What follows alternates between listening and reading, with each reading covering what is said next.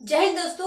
आइए आज हम पढ़ेंगे समास किसे कहते हैं, समास की परिभाषा तथा जो समास के 6 भेद हैं उनके नाम, वो कौन कौन से भेद हैं, उनको हम किस प्रकार से याद करें कि वो हमें जल्दी से याद हो, उनको हम भूले ना, काफी लंबे टाइम तक हम उनको याद रखें, हम भूल ना सके। तो उनके लिए हमने ट्रिक देखा है। तो ट्रिक से याद करेंगे तो हमें ज्यादा ठीक रहेगा याद करने में और हम भूलेंगे भी नहीं। तो आइए देखते हैं समास की परिभाषा तथा भेद कौन कौन से हैं। जो भेद है इनको हम अगले वर्ड में पढ़ेंगे। जो ये 6 भेद है इनकी परिभाषा तथा जो उदाहरण है इनको हम अगले वीडियो में देखेंगे। आइए वे देखते हैं कि समास क्या है। समास की परिभाषा दो या दो से अधिक शब्दों को आपस में मिलने से जो नया शब्द बनता है उसे समास कहते हैं। यानी कि फिर से देखते हैं कि दो या दो से अधिक कोई शब्द दो है या उससे अधिक शब्द है तो उससे मतलब नहीं है। दो या दो से अधिक शब्दों को आपस में, जो शब्द हैं उनको आपस में मिलने से, वो शब्द जो है वो आपस में मिलने से, उनके आपस में मिलने से जो नया शब्द बनता है, जो नया शब्द बनता है उसे समास कहते हैं। हम परिभाषा देखिए, हमने देखा कि इसमें हमने परिभाषा में देखा कि दो या दो से अधिक शब्दों को आपस में मिलने से जो नया शब्द बनता है उसे समास कहते हैं। पर शब्द बनता है, हम ऐसे किसी भी शब्द को रख दे, दो शब्द है उनको मिला दे तो उनसे जो शब्द बनता है क्या वो समास कहलाता है? जो कोई शब्द है उनको हम मिलाने से, उन दो शब्दों को प्लस करके हम लिख दे, जोड़ के लिख दे तो उनसे जो शब्द बन रहा है क्या उसे समास कहते हैं? क्या वो समास कहलाएगा?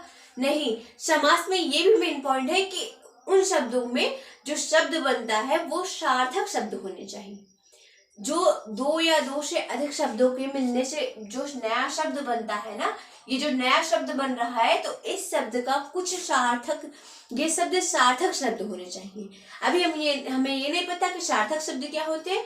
तो सार्थक शब्द वह शब्द जिस शब्द का कुछ अर्थ निकलता हो, यानी कि वह शब्द जिसका कुछ अर्थ निकलता हो उसे सार्थक शब्द कहते हैं। यानी कि कोई शब्द हमने लिया, उस शब्द का कुछ अर्थ निकल रहा है, कुछ वाक्यांश है, उसका अर्थ है तो उसे सार्थक शब्द कहते हैं। ऐसे भी किसी शब्द को हमने नहीं लिख दिया कि जिसका कोई अर्थ ना निकले, हम ऐसे ही लिख दे तो वो समास नहीं कहलाएगा। समास में जो नया शब्द बनता है वो सार्थक शब्द होने चाहिए, उस शब्द का कोई कुछ अर्थ निकलना चाहिए, कुछ अर्थ हो तो उसे समास कहते हैं, तब वो समास कहलाएगा। देखते हैं इनके जो भेद है इनका और ट्रिक क्या है। हमने ट्रिक जो लिया है वो क्या है। तो समास के 6 भेद होते हैं, हम जानते हैं कि समास के 6 भेद होते हैं, पर हमें ये नहीं पता होता, हम ये भूल जाते हैं कि उनको हम एक लाइन से कैसे याद करें। हम ये भूल जाते हैं कि पहला कौन सा समास है, दूसरा कौन सा है, तीसरा कौन सा है, चौथा कौन सा है। ऐसे लाइन से हम भूल जाते हैं कि कौन कौन सा समास है, इनको हम भूल जाते हैं। कई बार हमें पूरा समास याद रहता है पर हम ये लाइन से कौन सा पहला दूसरा तीसरा है इसको भूल जाते हैं, तथा कभी कभी हम ये भी भूल जाते हैं कि कौन सा समास है, इसको भूल जाते हैं। तो देखते हैं ट्रिक जो लिया है हमने वो क्या है।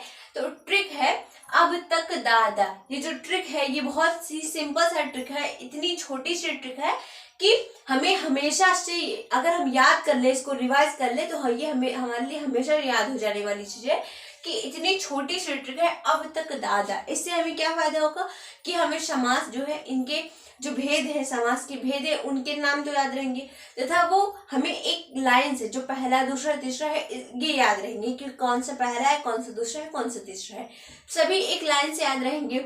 ये हमें फायदा है। और ट्रिक भी बहुत बड़ा नहीं है कि हमें बहुत बड़ी ट्रिक याद करनी पड़े, उसके लिए कहीं हमें जाना पड़े, ऐसा भी कुछ नहीं है। ट्रिक देखते हैं क्या है। पहला है अब तक दादा। पहला क्या है, पहला शब्द जो पहला अक्षर है यहाँ पर वो अ है, तो पहले अक्षर से जो बनता है वो अव्ययी भाव समास बनता है। ये समास हम देखते हैं, अव्ययी भाव समास, बहुब्रीहि समास, तत्पुरुष समास, कर्मधारय समास, द्वंद्व समास तथा द्विगु समास। ये 6 समास है, पर हमें ये नहीं याद होता कि कौन सा पहला है कौन सा दूसरा है। तो पहला है अव्ययी भाव समास, ये पहला है अव्ययी भाव समास, और जो दूसरा अक्षर है वो है बा से बहुब्रीहि समास, जो दूसरा समास बनेगा वो बहुब्रीहि समास है। तीसरा है तत्पुरुष समास, यहाँ पर त से तत्पुरुष समास बन रहा है क्योंकि ये तीसरा समास है। और यहाँ पर देख लेंगे आप, अक्षर भी जो है ये तीसरा है, शब्द तो दूसरा है पर दूसरे शब्द का पहला अक्षर है ये ता है, तो यहाँ त से तत्पुरुष समास बनेगा। जो समास बनेगा वो तत्पुरुष बनेगा, क्योंकि हम यहाँ पर अक्षर देखेंगे कौन सा अक्षर पहले है, कौन सा अक्षर बाद में है। तो त से यहाँ पर देख हमने तत्पुरुष समास बना था, तथा यहाँ पर देखेंगे क से कौन सा समास है, क से कर्मधारय समास, ये चौथा समास है। क से कर्मधारय समास, ये चौथा समास है। द से द्वंद्व समास बनेगा, द्वंद्व समास पांचवा समास है, तथा द्विगु समास जो है ये छठवा है। यहाँ पर द आधा है, तो द आधा से पहला है द्वंद्व समास तथा दूसरा है द्विगु समास। ये दो समास बन रहे हैं, पहला है द्वंद्व तथा दूसरा है द्विगु समास। तो इसी तरह से हम 6 जो समास के भेद हैं इनके नाम याद कर लेंगे। पहला है आ से अब तक, अब अव्ययभाव समास, ब से बहुब्रीहि समास, त से तत्पुरुष समास, क से कर्मधारय समास, द से द्वंद्व समास तथा द से द्विगु समास। ये 6 समास हो गए।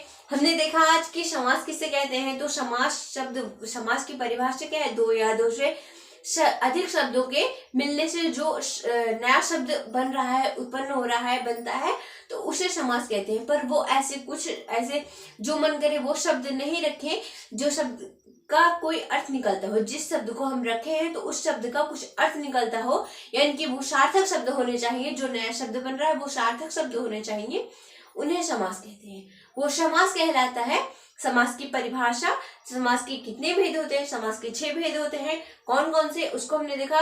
अव्ययभाव समास, पहला है अव्ययभाव समास, दूसरा है बहुब्रीहि समास, तीसरा है तत्पुरुष समास, चौथा है कर्मधारय समास, तथा पांचवा है द्वंद्व समास और छठवा है द्विगु समास। इसको हमने इतनी आसानी से कैसे याद कर पाए कि कौन कौन सा पहला है दूसरा है। तो अब तक दाद है, ये हमारा ट्रिक है आज का। जिनको भी समझ में आया हो कि समास किसे कहते हैं, समास की परिभाषा, जो भेद है ये, तथा भेद को हम किस प्रकार ट्रिक से याद कर सकते हैं, छोटी सी ट्रिक है, उनको अगर समझ में आया हो तो वो हमारे वीडियो को लाइक करें, चैनल को सब्सक्राइब करें तथा वीडियो को शेयर करें। अगले वीडियो में हम देखेंगे जो 6 भेद हैं समास के, इनकी परिभाषा तथा उदाहरण क्या है। मिलते हैं अगले वीडियो में। धन्यवाद।